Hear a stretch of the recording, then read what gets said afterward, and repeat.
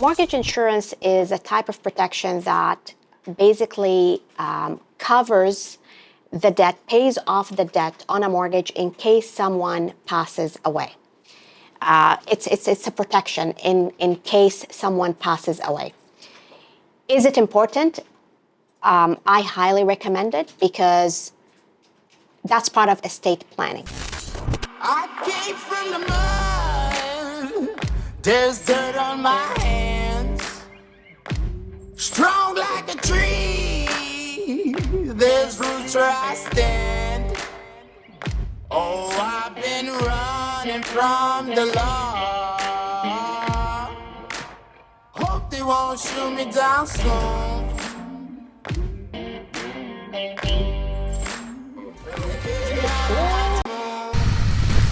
So, true story. Yeah. This is where Lee and I originally met when this place was completely gutted. I can't remember if you were there. No. So it was you and it was Ken, and you were teaching my group of like 15 students.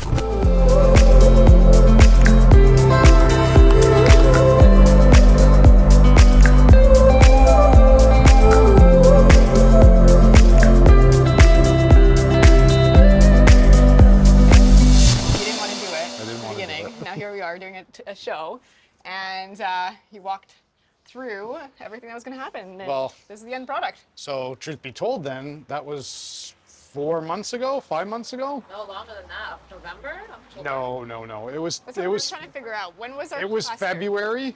This year. Yeah, it was February because I was wearing a jacket, and for me to wear a jacket, I must be freezing. Like one of the coldest days of the year. It was February. You had a hat on, I remember. Okay, so February. So February, and you didn't want to do it. I didn't want to do it. I didn't want to come and meet. Well, not meet you. I didn't want to come and do you didn't this. Want to speak. I've never talked before I met you. You've never talked. Only to his wife. I was under very true, but in 4 or 5 months. What That's have we? true. You've actually come a long way in speaking because now you're taking this whole like, yeah, you're a pro. What have we done in 4 or 5 months? 8 deals. Right. 8 deals in the last 4. So we've done a lot, right? It's good, man. Good job. And truth be told, again, I won the bet. What bet? He would bring you home from the back.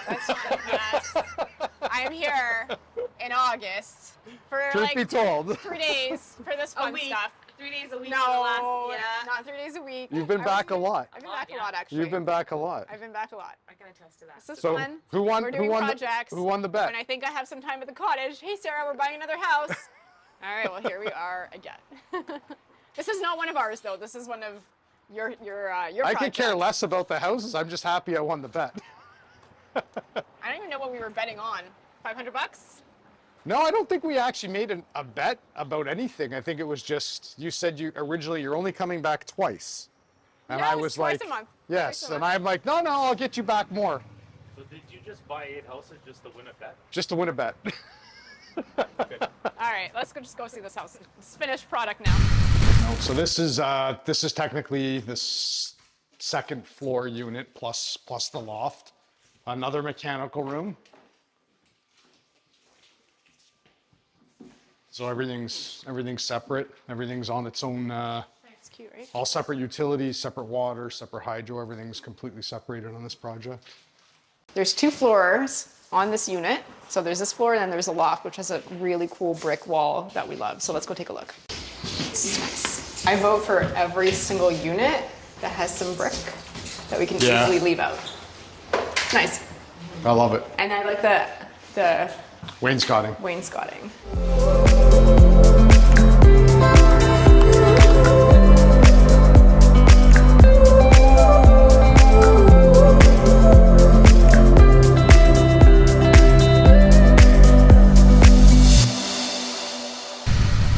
Okay guys, so one other thing that we want to talk about now that we've signed up some closings for you on some properties, since you're in a corporation together and you're involved in this venture of buying real estate, we want to make sure that in some of the deals where you're all sitting in the same corporation, that we have a shareholders agreement for you, because that'll be your like legal agreement that will bind you to all your terms, how you're going to operate with one another and so forth. And then in some of the other transactions where you're not all in the same corporations, but you have your independent corps, for the venture, we have to tie that together with a joint venture agreement. So the documents have different names: shareholder agreement if you're in the same corp altogether, okay, or joint venture agreement if you're independently partners in the deal, but you're independent. You're not all sitting in the same corp, but you're venturing together. So that's why the one's a joint venture, the other one's the shareholders agreement. So Gotcha. a deal that, for example, where you're all in corporation A as shareholders, which are the owners of the corp, that will have a shareholders agreement, which will say all of the key things about, what are you doing, Ken? What's Sarah doing? What's Lee doing? What are the capital investment requirements of each of you and any other owners that are involved in the real estate venture? What are exit strategies? Because obviously you guys like each other right now and everything's great, everything's exciting, everything's going smooth. But we want to make sure we know predetermined exit strategies, like how we're going to value somebody being bought out or somebody buying everybody out. How are we going to deal with the fact that none of you like each other possibly down the road? Those are really important factors to have in the shareholders agreement. And all of those terms I just talked about would also be the same key terms you'd have in a joint venture agreement. The difference is, unlike company A, where you're all shareholders, so we use a shareholders agreement, in deal B, where you have a company, you have a company, and you have a company, but you're all doing it together, you're all doing the venture together, we have to use a joint venture agreement because we have to tie you guys all together as partners, but you're in separate corps. So the agreements can say all the same things, more or less. They'll have all the same key terms, but because in one real estate venture, you guys are all together in the same corp as shareholders, that's a shareholders agreement. And then whereas most of your other ones where you're all partners together in the same venture, but you're separated by your own corps, we need to use a joint venture agreement to tie in, again, what are each of you doing, who's investing what money, who has what roles and responsibilities, and what are our exit strategies if people don't like each other anymore. Yeah. What if somebody dies or passes away too, right? That's probably it. That'll be in both the documents as well. So same thing, it'll say how are we going to value and how do you want the shares to be dealt with. You don't have to do it this way, but kind of the typical precedent is, let's say Lee passed, since Lee was moving to the islands, the plane went down or something, right? So Lee's plane goes down, he's passed away. Yeah. Usually the shareholders agreement or the joint venture agreement will say this is how we value the shares. So the valuation has been done, it's been completed by the accountants. And so now what happens is Lee's shares essentially are bought out by the corp or the partners, and they basically, the money flows to his estate, so his wife and children, but you guys get to keep his ownership. Yeah. If that's kind of the precedent thing, because normally the surviving owners don't want to be stuck doing business with his wife or children, likely, right? But there are cases where we do have some clients where that's not the case, and you want to still be doing business with Lee's wife, for example, or maybe the deal with you guys is, no, we want our wife or our significant other or whoever our beneficiaries of our estate are, we want them to stay in this investment because we want this to be a legacy. We want this to keep going because it's more valuable to stay in it than to be bought out of it. So those are your two most common options. Gonna take a picture of the smallest sink. Did you say come see it? Look at this smallest sink ever. It's so cute. Hitting things, ripping things. Oh, what is this? This is a look at this angle here. That is interesting. Who would have this in a cabinet? It's supposed to be a closet. Yeah, but look at this angle here. It's because of the stairs. Oh, that's right.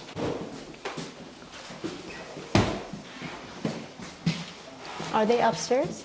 Yeah. Okay, let's go. Yeah, so on this level, all we have planned is just a nice kind of loft loft, a bedroom up here with the little wet bar. Okay. That's up here. It's pretty straightforward. And some air conditioning. Yeah, it's pretty straightforward. Yeah. Okay. All right, sounds good.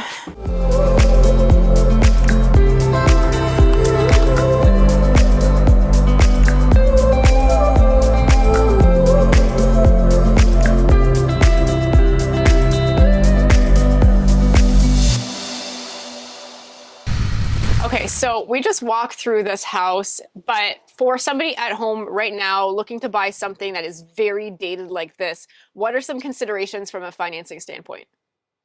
So the property is not just dated, but it's got some issues inside, and it is financeable with a lender, an A lender. But they would want to see some improvements done to the property because there are holes, there are some issues, no major damages, all cosmetic, right? So on something like this, we would set up a loan under what's called a Purchase Plus Improvements program. So you're buying this for 500 and something. It's gonna cost you, let's say, I don't know what's the reno budget, but not the major reno budget. Probably around 250. But the cosmetic budget, just to address any major Right. concerns for the lender, let's say 40, 50,000 of just lender concerns. Mm-hmm.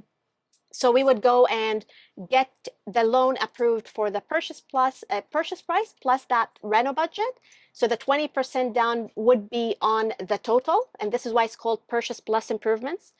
And the lender would want to see a list of what will be improved, at least just from a cosmetic standpoint, upfront. And we would do an as-is appraisal. What is it worth today, and what would it be worth with these minor improvements done? So that's the way to finance the deal. But we know that you're gonna spend more, and you're gonna push the value even up.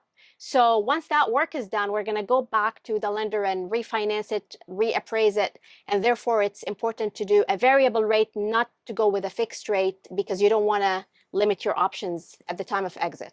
Absolutely. I mean, to break a variable to refinance is a lot cheaper than if you had a 5-year fix doing something like this. You'd have a huge bill to break that mortgage and refinance. Yeah, it's always a 3 months interest penalty with a variable rate. Mind you, there are some lenders on the street that offer a variable that you cannot break at all. Oh, really? Unless you sell the property. So we know we're going to take this deal to a lender that allows you to break the mortgage for a 3 months interest penalty. But I just wanted to comment on variable rates. Not every variable rate is breakable with a penalty. Some of them you cannot break unless you sell the property. Interesting. Yeah. Well, thanks for the insight. Hi, Ryan. Hello. Today I wanted to ask you, when I'm entering a deal, maybe specifically multifamily, if I'm a buyer or a seller and on either part I decide to back out, what are the legal implications I should consider before making that move and then backing out of that deal? Sure. So it's a great question, because right now, as many are aware, obviously there's a bit of a shift or a change in the market. It's a bit of uncertainty. We're not really sure where prices are going. Interest rates are obviously going up. There's obviously a shift in the buy-sell demand and so forth. So it's a bit of an unprecedented time, considering what we've been used to over the last several years. So, deals needing to get amended at the last minute, or deals kind of falling apart at the last minute, is unfortunately becoming a bit more common. It's still not, thankfully, not the lion's share of our files, but what you should consider if you are in a situation where you are the defaulting party, let's say, to start, if you are the person who is not able to close on the deal, whether it's you just don't want to because it's a bad deal now, or you just can't, like can't being you can't get financing for it, you can't get insurance coverage, you can't get both. The appraisal came in low, so now you have to find more money to put down, and you don't have that capital yourself. I mean, these are kind of the common issues that we're seeing cause deals not to close right now. If you are that defaulting party, what you need to be aware of is, first and foremost, the other side has to show that they are able to close. So they have to do a process which is called tendering, which is done through their lawyers. So the lawyer's office of the party not defaulting would tender the defaulting lawyer's office. Okay.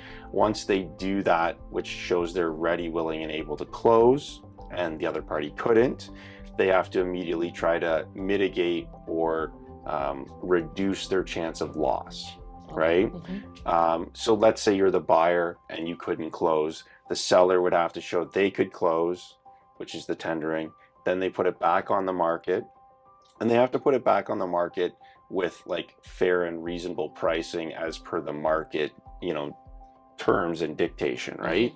So you couldn't just have a property up for sale for $1 million, put it back on for 500,000 and sell it, of course, and then say, oh, I lost 500,000 and sue somebody for $500,000. The only way that would be accepted by the court is if the value of the property actually dropped, right? Yep. So you kind of need to relist it to the same price. So if you were offering and you had the deal to buy for $1 million, the deal defaults on the $1 million, you probably have to take it back to market and relist it very close to $1 million, show that you had literally no showings, offers, whatever, and then you'd start to decrease it from there, right? So you can show that as a seller, you were being reasonable in trying to mitigate the loss, right? But the point is the party who has suffered a loss, part of those losses are going to be in decreased sale price. So in the example of $1 million, that deal didn't go through, but they sold it for $7 million, they could sue for $300,000. Right. Because they've had to sell it at a loss that you agreed to buy at, right? So they have that in damages, and then they could have extra costs of like storage, moving. There could be extra penalties on the mortgage because now they're carrying the mortgage longer. Extra legal fees. So these are things to consider if you were contemplating not completing a deal. You know, whether you just because you can't, for the reasons we already spoke about, or because you re-examined the deal, and with the shifts in the market and the changes that are out there, it turned out even though you could be liable for these losses, it's still better than buying the deal. That's, I guess, the balancing act, and the question you have to ask yourself is it better to be exposed to the possible risk of being sued for these losses than actually closing the deal? That's right. So it's a great question. So be sure to ask yourself that question, and thank you again for your time, Ryan. You're welcome. Okay, so Chris, I just want to review with you. Okay, we actually just walked through the property. And so I just have a couple of changes I want to make after doing our walkthrough. Okay, so on the site plan, so what we want to do is we actually want to create a new driveway entry on the front. So I need two versions of the site plan. The first version will just show the existing, okay, which we'll submit to the city. The second one we're going to submit to the parking department as a separate application, because we're going to ask for a residential boulevard parking agreement for the front. So we need to show one parking space, okay, in Hamilton is 2.7 meters by 6 meters, and we'll show a widened driveway approach, okay. We're going to move the steps to the front of the porch, okay. We have 4 feet from the porch to the lot line, so we should be able to we need 4 steps, so we should be able to fit that in before the lot line, okay. And then we have to show the city our landscape area calculations. So this will be version 2 of the site plan. Okay. Version 1 will be the original. Let's just delete off this stuff about the neighbor's house. We don't need that on our plan. Okay, so basement is pretty good. We did confirm that we don't actually need a bench footing. Okay, we're just going to lower the slab itself, and we can lower it enough to meet our minimum height. So we'll get rid of the bench footing. So that means we can adjust that wall how we're showing it. So we have our kitchens on that side. On the All under this second side here. floor. Where's the Yeah. second floor kitchen? Is it on that side? Yeah, they're all on the one side of it. Okay, so let's do our wet bar then along here, okay? Show a wet bar. No stove, just a wet bar on that side, okay? Yeah. And that's the loft plan. That's it, man, good job. It's looking good, let's get it wrapped up. Then, once you got those changes done, then let's get it to the engineer. Okay, send it to the engineer, and then we'll send it to the HVAC designer, get the HVAC design.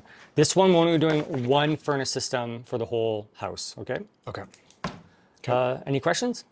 Nope. Yeah. Awesome, thanks, man.